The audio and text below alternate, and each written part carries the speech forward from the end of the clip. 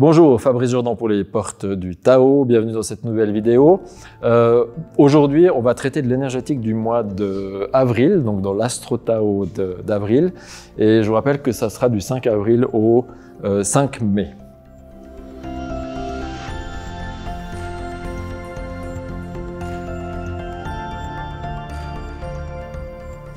Voilà, donc vous vous souvenez, on avait eu le mois passé, au mois de mars, une énergétique qui était assez lourde en fait. Il y avait beaucoup de yin, il y avait beaucoup de lourdeur ou de torpeur, presque on pourrait dire. Et il nous fallait trouver une forme de ressort intérieur, il fallait trouver ces petites étincelles, je vous parlais de ça la dernière fois. Et regardez ce qui arrive en fait maintenant dans ce mois d'avril. Je vous avais dit que ça allait tourner et heureusement ça tourne parce que on était assis, je vous rappelle, sur du 3 bois yin plus une eau yin. Donc on avait un environnement qui était froid. Il y avait un environnement avec de la terre, avec le lac dans l'hexagramme. Il y avait quelque chose de très lourd dans l'énergétique du mois de mars. Donc il fallait trouver cette tonicité interne. Mais maintenant, regardez, le mois d'avril nous amène de la Terre, ici de la Terre Yang, donc un dragon, cette chaîne, donc on appelle ça un dragon de feu, et un tronc Bing, qui est un feu Yang, en fait. Alors, cette Terre, je vous rappelle, la branche ici, c'est comme un cheval de Troie, elle-même renferme une énergétique profonde, qui est cachée, qui n'est pas forcément visible, mais qui est quand même présente. Alors, on retrouve notre tonalité de l'année, en fait, le bois yin et l'eau yin, mais ancré. Donc, on va dire que l'énergie principale de ce dragon de terre, c'est quand même de la terre. Donc, on a quelque chose qui est solide ici maintenant, dans l'énergétique du mois d'avril. Et il y a de la terre yang et du feu yang. Alors, ça évoque l'idée d'un volcan. Imaginez une terre yang qui est une grande montagne avec un feu yang qui se manifeste ou un soleil. Ça peut donner l'idée de quelque chose de volcanique ou alors de quelque chose justement d'un peu aride parce que le feu Bing, ça peut être lié au soleil par exemple. Et une montagne exposée sans cesse au soleil, alors ça peut être brillant, mais elle peut se craqueler, devenir un peu sèche. Alors, on voit que c'est pas complètement le cas parce que d'abord on a on appelle ça une terre de printemps, c'est-à-dire qu'elle est quand même encore liée au bois, cette terre, donc c'est une terre qui est malgré tout végétalisée, et ça donne l'idée, et en plus vous voyez, il y a du bois, et en plus il y a encore de l'eau. Donc, quand on met tout ensemble ici, alors qu'on pourrait se dire, tiens, on a un paysage un peu aride, en fait, pas du tout.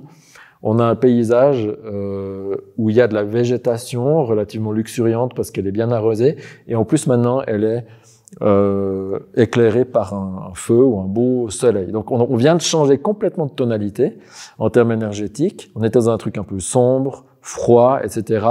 Et là, on a quelque chose de beaucoup plus luxuriant. Alors, qu'est-ce que ça veut dire? Vous vous souvenez, le mois de mars, on a contenu encore nos projets. Maintenant, on a déjà, avec l'arrivée de la Terre Yang, on a un point d'appui qui est beaucoup plus stable et qui est solide parce qu'il est en plus éclairé par du soleil. Donc, c'est plus une terre humide comme une terre d'hiver, par exemple. On est dans une terre qui est assez assurée parce qu'en plus, c'est une terre de printemps et le bois, en fait, en étant dans la terre, il la stabilise aussi. Donc, ça veut dire que maintenant, autant on était rentré avant, autant maintenant, on vient de trouver un point d'appui. C'est ce que je vous disais. Dans la dernière vidéo, je vous disais, on doit rentrer pour qu'à un moment donné, le ressort puisse se faire. Mais le point d'appui vient de la terre toujours, quand on explose. Donc, on vient de le trouver maintenant. Je vous avais dit, ça risque d'apparaître. Hop, la temporalité nous le donne. Maintenant, on a un point d'appui. Et ce que ça nous dit, c'est qu'on a un point d'appui pour montrer quelque chose. Le feu, c'est toujours l'aspect le plus superficialisant des choses. C'est quelque chose qui monte, qui est vu de loin, dans la journée, qui est vu de loin dans la nuit aussi, si vous avez une bougie ou un feu de camp, etc. Et donc, ça peut vouloir dire que ça peut être le moment maintenant de commencer à parler un petit peu des choses ou de mettre en route des choses dans le réel. C'est-à-dire tout ce que vous aviez gardé pour vous jusqu'au mois de mars, ben maintenant, la temporalité, si vous voulez commencer à prospecter, à montrer des choses, à montrer des choses que vous avez créées pendant l'hiver, à chercher des clients, à discuter, à commencer à vous montrer en conférence, à tourner des vidéos, peu importe. Ça veut dire que là, vous avez maintenant un point d'appui et que le feu va vous permettre d'avoir une forme de visibilité. Donc, c'est intéressant maintenant d'utiliser ça. Maintenant, le danger, c'est, vous voyez, on a un peu rongé notre frein pendant ces 3 derniers mois. On s'est un peu restauré aussi, restauré l'énergie de base. On a monté notre ressort. Donc, quand on est comme ça, le danger, c'est que c'est de trop vouloir donner d'un coup et de tout sortir, puis après d'avoir plus d'énergie pour la suite. Alors, c'est pas encore le moment, même si on a l'impression que, ok, il y a un feu yang, c'est cool, on va y aller à fond. Non, d'abord, il y a une Terre qui stabilise. La Terre, c'est le centre, hein, et la Terre, c'est aussi lié encore à une forme de métabolisation intérieure. La Terre est apparemment calme hein, quand on le regarde, mais en réalité, dans la Terre, il y a d'innombrables processus qui ont lieu sans cesse. Donc, c'est encore un temps réflexif ici, mais c'est un temps réflexif qui tend vers le feu, qui de toute manière viendra vers le mois de mai-juin, etc. Donc, on sait que ça va vers là-bas, de toute façon. Donc, la question, ici, il y a un enjeu, à vrai dire, un peu stratégique. C'est-à-dire, il n'y a pas juste un point d'appui, mais il y a aussi une réflexion sur comment je vais pouvoir aller vers l'expression de ce qui m'anime de la manière la plus efficace possible. Donc, c'est pas encore un moment pour tout donner, quoi, si on veut. D'accord ? Ça va vers ça, mais il y a quelque chose qui doit être encore retenu. Et pourquoi je vous dis ça ? Parce que regardez l'hexagramme ici de ce mois d'avril. Eh bien, on a 2 fois le lac superposé.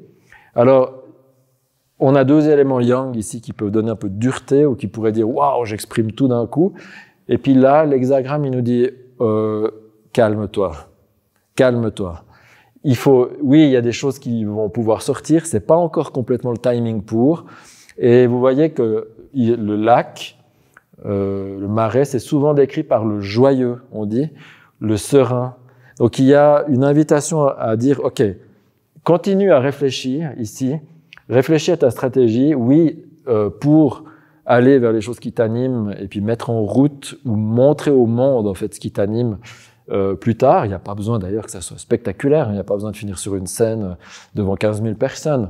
Il faut trouver vous ce qui correspond à votre propre feu, qui vous rend content, qui vous rend heureux, qui vous rend joyeux. C'est ça l'enjeu ici. Il n'y a pas besoin d'être spectaculaire. Mais ce que l'hexagramme nous dit, c'est qu'il faut le faire avec douceur, avec cet esprit joyeux, mais pas exubérant encore. C'est pas le moment de se faire cramer, quoi, si vous voulez.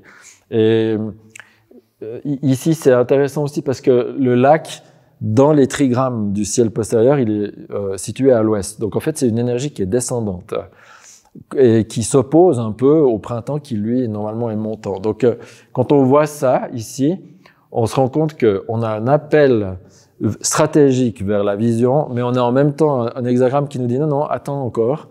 C'est trop tôt pour donner toute la sauce, quoi, disons.